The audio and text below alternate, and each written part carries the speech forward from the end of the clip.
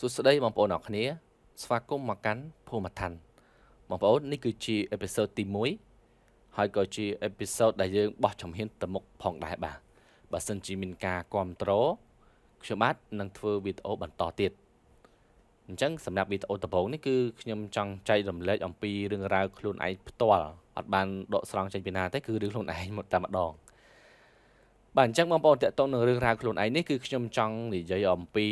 ដំណើរនៃការរៀនមន្តអាគមហ្នឹងមានបទពិសោធន៍បានជួបអ្វីខ្លះអញ្ចឹងខ្ញុំចង់ចែករំលែករឿងនេះទៅកាន់ពុកម៉ែបងប្អូនទាំងអស់គ្នាទុកជាការស្ដាប់កំសាន្តបងប្អូនណាបងប្អូនជឿឬក៏មិនជឿអីអាហ្នឹងអាស្រ័យទៅលើបងប្អូនអាចពិចារណាបានទាំងអស់គ្នាបងប្អូនតើតើជាមួយនឹងមន្តអាគមនេះបើយើងគិតទៅពីចំនួនដើមនិងចំនួនឥឡូវហ្នឹងគឺខុសគ្នាឆ្ងាយពីចំនួនដើមអ៊ំក៏ដូចជាតាដែលគាត់រៀនគឺខ្លាំងមានន័យថាអាគមដែលគាត់ចេញមកមួយគឺខ្លាំងដោយសារពីចំនួនដើមហ្នឹងគឺមនុស្សគាត់មានចិត្តបរិសុទ្ធអីចឹងណាបងប្អូនអញ្ចឹងគាត់រៀនគឺខ្លាំងហើយអ្វីដែលគាត់បានជួបកំឡុងពេលរៀនក៏មិនធម្មតាដែរបាទមិនមែនថាសម័យឥឡូវនេះវាអត់ខ្លាំងទេវាខ្លាំងដូចគ្នាគ្រាន់តែថាវារៀងខ្សោយអត់ដូចពីមុនអញ្ចឹងណាដូចខ្ញុំបាទផ្ទាល់បានរៀននេះគឺបានជួបដែរប៉ុន្តែអត់បានជួបខ្លាំងទេយើងជួបបានមកល្មមមកយើងខ្លាចអញ្ចឹងបងប្អូនអញ្ចឹងកុំឲ្យខាតពេលវេលាយូរយើងចូលទៅស្ដាប់ទាំងអស់គ្នាបងប្អូនការដែលខ្ញុំរៀនមន្តអាគមដំបូងហ្នឹងគឺខ្ញុំបានជួបនៅហេតុការណ៍ខ្លះដូចជាយល់សពកាលហ្នឹងខ្ញុំបានរៀននៅមេមួយមេហ្នឹងគឺមន្តអាគមបងប្អូនបាទគឺខ្ញុំបានរៀននៅមេមួយគឺបានយល់សពឃើញមានបរិសម្នាក់គាត់ឈរនៅពីមុខផ្ទះរបស់ខ្ញុំនៅហ្នឹងណាបាទបរិសហ្នឹងគឺមិនដឹងថាគាត់ជាខ្មោចឬមួយក៏ជាអ្វីទេព្រោះអីឃើញគាត់ស្លៀកក្បិនប៉ុន្តែមុខមាត់របស់គាត់គឺរលួយអស់ហើយបងប្អូនរបៀបថាដូចមនុស្សត្រូវភ្លើងឆេះអញ្ចឹងឡើងរលួយខ្ទេចអស់ហើយគាត់ឈរស្លៀកក្បិនដោះអាវអញ្ចឹងហើយគាត់កាន់កាបិតនៅដៃស្ដាំហើយគាត់ឈរសម្លឹងមើលមុខខ្ញុំនៅខាងក្រៅផ្ទះណាបងប្អូនគាត់ឈរនៅពីមុខផ្ទះហើយខ្ញុំនៅខាងក្រៅអញ្ចឹងខ្ញុំត្រូវចូលក្នុងផ្ទះប៉ុន្តែខ្ញុំមិនចូលអត់តន់កាយទេដោយសារគាត់ឈរនៅពីមុខនៅពេលហ្នឹងគឺគាត់បានយកកាបិតហ្នឹងគេហៅកាបិតខ្វែវបងប្អូនណាបងប្អូនប្រហែលជាស្គាល់ហើយកាបិតខ្វែវគាត់យកកាបិតខ្វែវហ្នឹងមកកាប់ខ្ញុំប៉ុន្តែកាប់អត់បានទេដោយសារខ្ញុំរងហើយខ្ញុំចាប់កាបិតហ្នឹងបានខ្ញុំយកបោះចោលហើយបន្ទាប់មកទៀតគាត់យកកាបិតមួយទៀតមកកាប់ខ្ញុំទៀតគឺខ្ញុំបានរងម្ដងទៀតរងបានធម្មតាហើយយកបោះចោលទៀតកាបិតទី3បងប្អូនកាបិតទី3ហ្នឹងគឺគាត់យាមួយទំហឹងមកគាត់គឺខ្ញុំចោលបានទេគឺត្រូវខ្នងរបស់ខ្ញុំហ្នឹងមកកាបិតប៉ុន្តែអត់មុតទេបងប្អូនខ្មោចហ្នឹងគាត់បានលន់មាត់ខ្លួនឯងហ្នឹងគាត់លន់មាត់ថាចុំកាប់អត់មុតតែប៉ុណ្្នឹងណាបងប្អូនហើយគាត់ក៏រលាយទៅរឿងហ្នឹងគឺខ្ញុំបានទៅប្រាប់គ្រួសារដែរប៉ុន្តែគាត់ថាកុំប្រាប់អីកុំនិយាយគឺគាត់ខ្លាច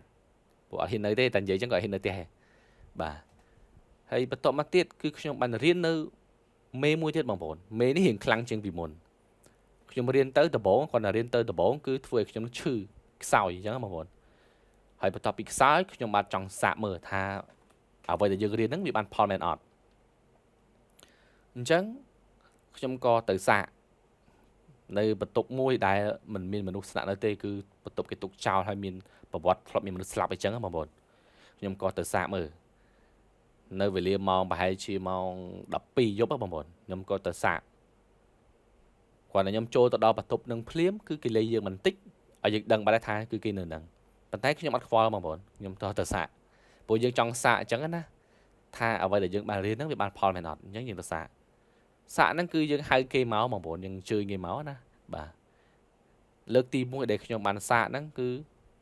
គេមកមែនបងប្អូនគេមកមែនគឺគេមកនៅពីមុខយើងតែគេធ្វើអីយើងឯងគេមករបៀបថាជាមនុស្សស្រីហើយឈប់បែរមុខមករកយើងប៉ុន្តែគេទម្លាក់សក់បាំងមុខបងប្អូនបាំងមុខឡើងវែងហើយខ្ញុំឃើញអញ្ចឹងភ័យមែនតើណាបងប្អូនអាចសម័យមើលអារម្មណ៍ពេលដែលយើងជួបផ្ទាល់គឺខ្ញុំសឹងតែកាំងវីដេអូស្លាប់បងប្អូនខ្ញុំភ័យមែនតើភ័យឡើងញ័រដៃញ័រជើងអស់ហើយឡើងកាំងអស់នៅនឹងមួយកន្លែងហ្នឹងមកហើយពេលហ្នឹងខ្ញុំទប់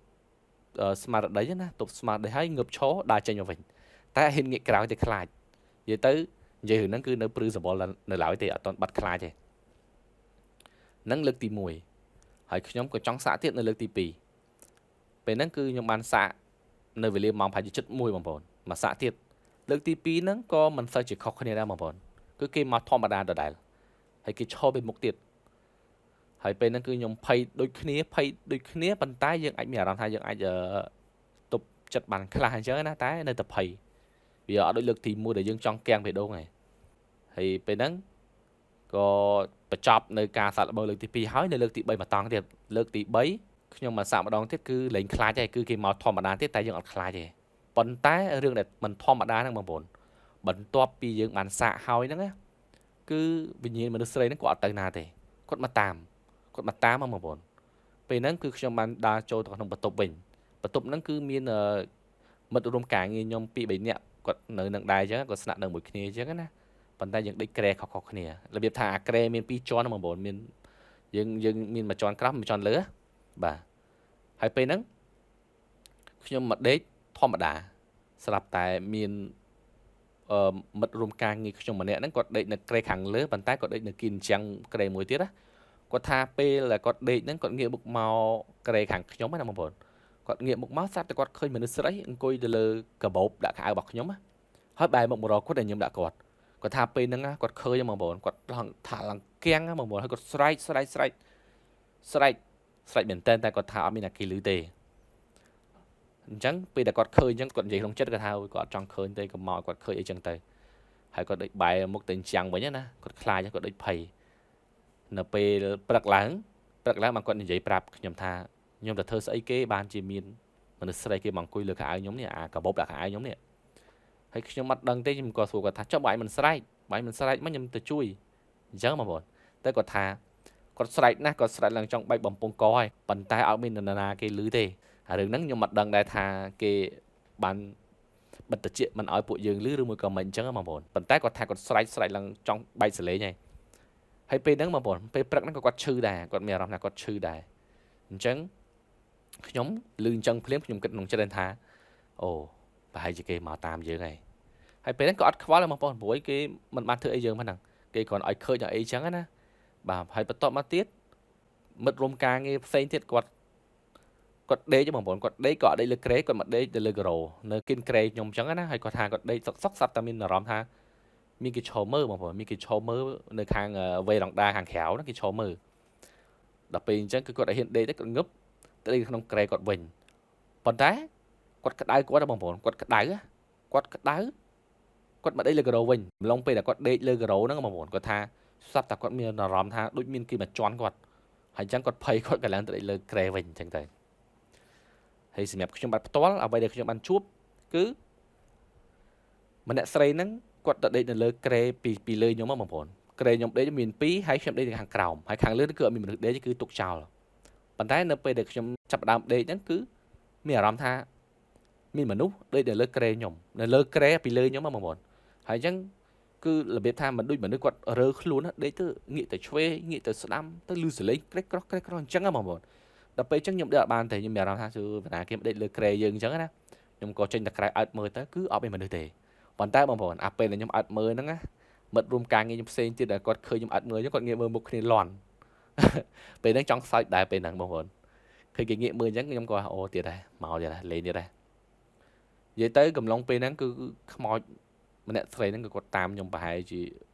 ចូលចិត្ត2ឆ្នាំបងប្អូនកំឡុងពេលខ្ញុំធ្វើការនៅហ្នឹងណាគាត់តាមរហូតអញ្ចឹងទៅយើងអាសាឃើញគាត់របៀបព្រីលអញ្ចឹងទៅពេលខ្លះយើងអង្គុយតាំងសមាធិអញ្ចឹងទៅគឺគាត់មកឈរចិត្តយើងអញ្ចឹងហ៎បងប្អូនហើយអាពេលយើងដេកអញ្ចឹងទៅខាងក្រែពីលើយើងនៅគាត់នៅល្មៀលចុះល្មៀលឡើងអញ្ចឹងទៅគឺចុះគឺឡើងអញ្ចឹងទៅយើងដេកអត់សូវបានទេប៉ុន្តែអ្នកដតីទៀតមិត្តរួមការងារខ្ញុំណាគឺគាត់ដឹងថាអូមានមែនមកហើយគេមកតាមហើយគេអត់ដឹងថាខ្ញុំធ្វើអីទេមកគេមកនៅវានៅមានតទៀតបងប្អូនម្នាក់ស្រីគាត់សកត់ខ្ញុំណាពេលហ្នឹងគាត់សកត់ខ្ញុំឡើង2ដងខ្ញុំកំពុងដេកអញ្ចឹងទៅគាត់មកសកត់ខ្ញុំសូត្រហើយខ្ញុំប្រឡែងវិញបាត់ណាហើយខ្ញុំក៏ថាប្រហែលជាទៅហើយអញ្ចឹងខ្ញុំដេកទៀតសកត់ទៀតទៅគឺនៅអត់បានបណ្ដោយក៏មិនបាច់ដេកបែកទៀតទេគឺខ្ញុំងឹបចុះទៅវិញទៅបន្តឥឡូវហ្នឹងគឺប្រហែលជាគាត់បានទៅបងប្អូនខ្ញុំអត់បានឃើញគាត់ទេហ្នឹងគ្រាន់តែជាមន្តអាគមមួយដែលខ្ញុំបានរៀនខ្ញុំបានសាកបានជួបហើយនឹងបានឃើញវិញ្ញាណអញ្ចឹងហើយខ្ញុំបាត់ក៏មិនមែនជាអ្នករៀនអីជ្រៅជ្រះដែរបងប្អូនគឺខ្ញុំរៀនបានតិចតួចខ្លាំងមែនតើ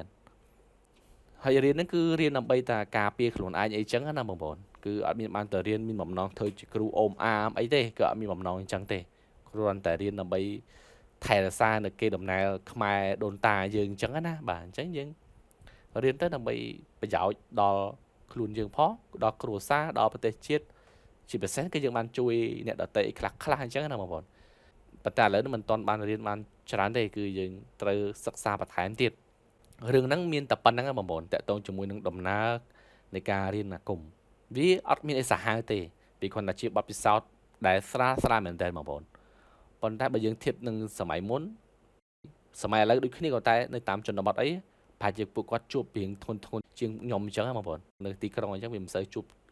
បែបកាចដូចគេណារៀងជួបរៀងស្រាលហើយនេះគឺជារឿងពិតគ្រាន់តែចង់ចែកម្លែកទៅកាន់បងប្អូនទាំងអស់គ្នាហើយបងប្អូនអាចស្ដាប់ទុកជាការកំសាន្តទៅបានដែរបងប្អូនណាបើសិនជាបងប្អូនចង់ឲ្យខ្ញុំអាចធ្វើ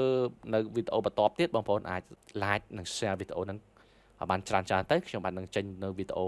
ផ្សេងទៀតតាក់ទងជាមួយនឹងមូលហេតុដែលខ្ញុំរៀនមន្តអាគមហ្នឹងគឺដោយសារអ្វីអញ្ចឹងខ្ញុំនឹងធ្វើវីដេអូនិយាយអំពីរឿងហ្នឹងនៃដើមហេតុដែលធ្វើខ្ញុំរៀនបាទអញ្ចឹងក៏មានតែប៉ុណ្្នឹងដែរបងប្អូនយើងសង្ឃឹមថាយើងនឹងមានវគ្គបន្តទៀតបាទអញ្ចឹងសូមអរគុណបងប្អូនទាំងអស់គ្នាដែលបានចំណាយពេលវេលាដ៏មានតម្លៃតាមដាននៅវីដេអូមួយនេះបាទអរគុណសូមជម្រាបលា